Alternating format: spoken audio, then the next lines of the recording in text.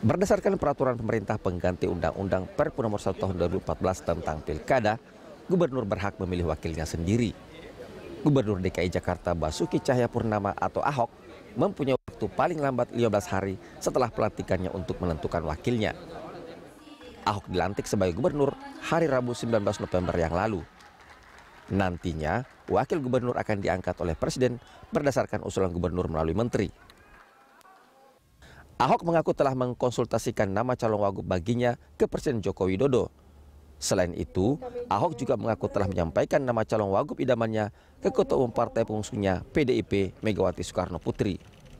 Sebelumnya, Ahok sudah berencana menyerahkan nama wakil gubernur idamannya Selasa kemarin. Namun proses tersebut harus tertunda karena peraturan pemerintah turun dari Perpu Nomor 1 Tahun 2014 baru akan keluar Jumat ini. Sederet nama dari kalangan politisi maupun non-politisi sempat disebut akan mendampingi Ahok memimpin Jakarta. Berbagai pekerjaan rumah telah menanti Ahok dan wakilnya. Sejumlah PR besar itu antara lain reformasi birokrasi, komunikasi, pelayanan publik, kemacetan, banjir, dan kesejahteraan. Menurut Ketua Praksi Partai Keadilan Sejahtera DPRD DKI Jakarta Slamet Nurdin, reformasi birokrasi dengan cara melelang atau merotasi jabatan tidak efektif. Nurdin menambahkan, birokrat perlu dilatih. Pemprov DKI Jakarta baru saja mencatatkan pencapaian terburuk dalam penyerapan anggaran selama 30 tahun terakhir.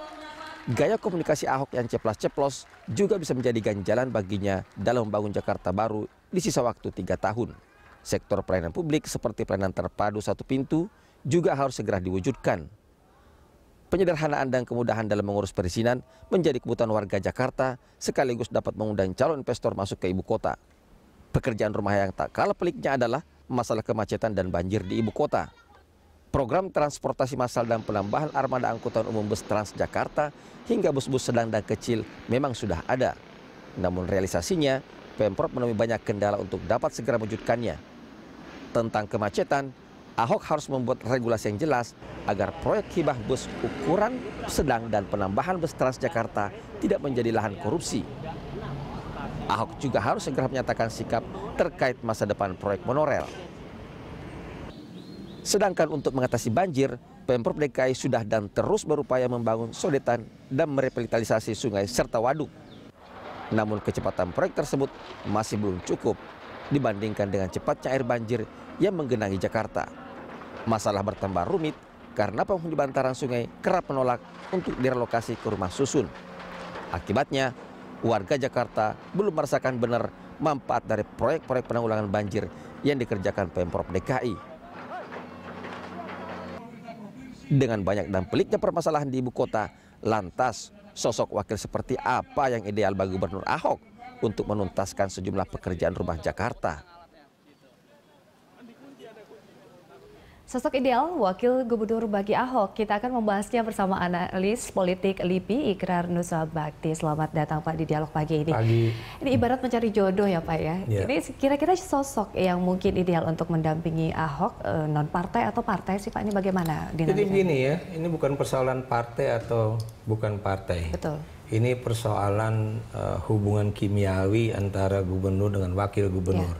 Ini persoalan juga apakah calon wakil gubernur itu memahami Jakarta dan kemudian mengetahui kira-kira diagnosanya seperti apa dan kemudian juga preskripsinya seperti apa ya, obatnya seperti apa. Betul. Nah, karena memang masa waktu 3 tahun itu bukan suatu masa yang cukup panjang dan karena itu Ahok ya ingin mengambil orang yang memang selama ini dianggap tahu tentang Jakarta. Walaupun pada masa dulu mungkin dia kurang berperan dalam arti kata karena mungkin pada masa jabatan gubernur yang lalu ya, artinya bukan Jokowi tapi sebelumnya atau yang sebelumnya lagi, itu kan itu bisa saja gubernur dan wakil gubernur itu atau gubernur pada umumnya itu adalah orang yang begitu menentukan. Tapi sekarang dengan Ahok itu menginginkan seseorang yang kebetulan juga mantan PNS, kemudian juga dia pernah menjadi deputi gubernur bidang pembangunan atau apa ya, dianggap dialah orang yang paling tahu. Dan karena itu mungkin juga ini bisa mengimbangi sifat Ahok yang misalnya ceplas-ceplos dan suka galak itu ya, dengan wajah seorang perempuan yang yang tetap tegas, tapi mungkin juga akan jauh lebih halus lah begitu. Tapi kalau kita lihat sebenarnya nanti bergening politiknya akan seperti apa? Karena kan ini dari PDIP juga mengatakan bahwa ketika dulu mengusung juga Jokowi dan Ahok ini dalam pemilu kada begitu, paket ini harus dilanjutkan begitu, Pak? Ya begini, ya ini menjadi satu problem besar ya di dalam sistem politik kita ya, di mana kemudian seolah-olah partai pengusung itu akan tetap memiliki hak prerogatif ataupun hak politik untuk menentukan ya. Padahal kita tahu sekali seseorang itu didukung dan kemudian menjadi gubernur atau wakil gubernur, apalagi kalau dia bukan orang partai, itu tentunya dia memiliki satu kebebasan, keleluasaan untuk kemudian berinovasi ataupun bertindak ya. Dan secara kebetulan juga itu undang-undang memungkinkan itu, walaupun memang belum undang-undang resmi, yaitu peraturan pemerintah pengganti undang-undang ya, yang memang di dalam pasalnya menunjukkan bahwa seorang gubernur itu boleh memilih wakil gubernur ya, yang memang tidak harus melalui proses di DPRD ataupun proses pemilihan yang lain begitu. Apakah ada tantangan tersendiri ketika Ahok juga sudah menjadi sosok non partai begitu, Pak? Yang jelas sudah pasti ada ya. Selama ini kita tahu ya, tarik ulur itu bukan antara PDIP dengan Ahok saja, tapi juga antara Ahok dengan Gerindra dan PDIP dengan Gerindra ya. Jadi segitiga ini masih berlangsung ya. Dan kita bisa lihat bagaimana misalnya itu teman-teman dari koalisi partai pendukung Prabowo Hatta ya, itu juga masih kemudian berupaya untuk menjadikan politik lokal Jakarta seperti politik nasional di Senayan sana ya. Saya beri contoh misalnya ketika misalnya sedang paripurna penentuan Ahok sebagai gubernur, mereka nggak hadir. Kemudian juga pelantikan Ahok juga sebagai gubernur juga oleh presiden juga mereka nggak hadir ya. Jadi itu menjadi satu tantangan tersendiri. Tapi Anda harus melihat bahwa Anda tahu bahwa DPRD itu bukan seperti DPR. Ya. Mereka tidak punya itu hak-hak istimewa seperti yang ada di dalam undang-undang pemerintahan daerah yang dulu-dulu ya, di mana kemudian DPRD itu bisa melakukan impeachment terhadap gubernur ataupun kepala daerah yang lain ya, sebagai akibat dari tindak tanduk yang boleh dikatakan tidak disenangi oleh partai-partai politik. Tapi kan sekarang itu kan DPRD ini kan cuma bagian dari pemerintahan daerah ya. Jadi itu yang harus kita perhatikan, walaupun memang yang namanya gubernur dan wakil gubernur tetap harus bekerja sama dengan DPRD.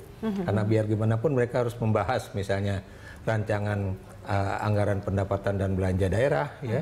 Kemudian juga berbagai proyek-proyek juga akan harus dikonsultasikan dengan DPR dan sebagainya ya. Dan kemudian kita juga tahu bahwa DPRD juga sama seperti Dewan memiliki hak hak angket ataupun hak bertanya ataupun hak yang lain-lain ya.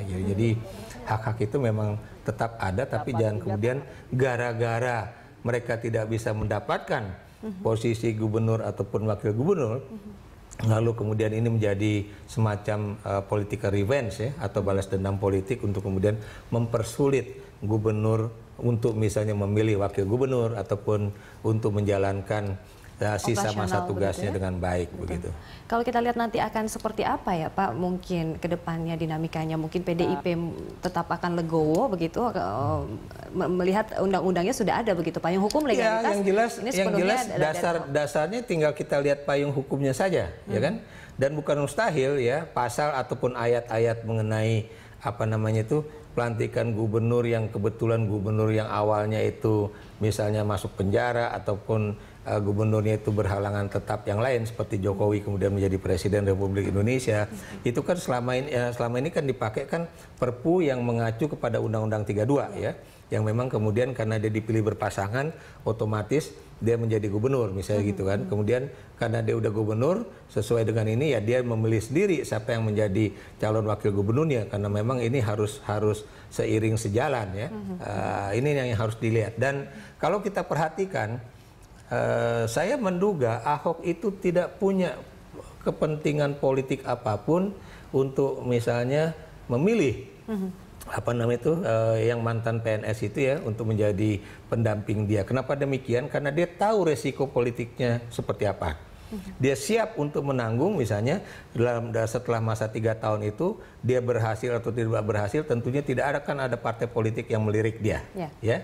Jadi siap untuk itu. Tapi yang jelas dia ingin melakukan dalam sisa 3 tahun ini dia bisa bekerja dengan baik dan kemudian merealisasikan impian-impian dia yang sudah dibangun bersama Jokowi sebelumnya ya. Jadi saya melihatnya seperti itu.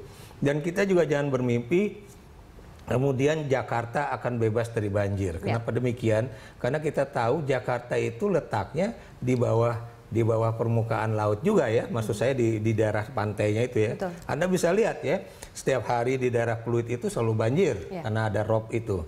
Kemudian kita juga bisa lihat kalau kemudian akibat dari greenhouse effect ya atau pemanasan suhu bumi itu ya, itu kan juga menyebabkan air laut juga meningkat. Jadi itu yang harus kita pahami juga, jangan kemudian nanti baru ini dikit-dikit salah Pak Gubernur, nggak berhasil. Kecuali kalau kemudian kita menemukan lahan-lahan yang cukup besar, yang kemudian dibuat waduk itu, sehingga kemudian penampungan air itu akan jauh lebih efektif ya. Dan itu yang hanya itu yang bisa kemudian mengurangi banjir Jakarta. Sebab sodetan-sodetan itu karena Anda tahu ya, itu juga menimbulkan problematik politik tersendiri, baik itu dengan Provinsi Banten ataupun Provinsi Jawa Barat ya. Sekarang jadi pun sedang ini ya menjadi masalah begitu ya, Pak? Kayak misalnya Jokowi mau minta beli lahan di daerah Puncak ya atau daerah Bogor itu untuk penampungan air, dan kemudian orang langsung menaikkan harga atau pemerintah daerahnya nggak mau ya, kayak begitu-gitu ya. Jadi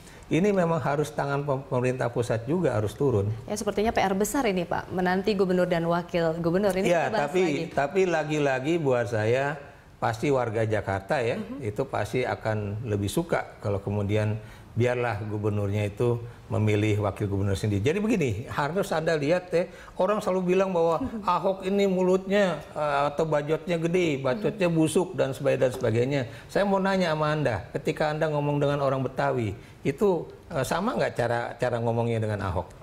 Sepertinya karakteristiknya ada kesamaan. Itu karakteristik, dia bukan karakteristik karena kebetulan Ahok keturunan Tionghoa, tapi karakteristik orang Betawi itu memang begitu. Ya, saya yang kemudian kebetulan lahir di daerah Kemayoran dan besar di daerah Kemayoran, tahu persis bagaimana kemudian karakteristik Betawi itu juga berpengaruh terhadap diri saya. Jadi itu tipikal mungkin cara berdiplomasi begitu dengan masyarakat sekitar gitu ya Pak? Ya, misalnya orang Betawi aja anak manggil bapak aja B, mana B, lu bagi gua duit dong B, kan gitu kan.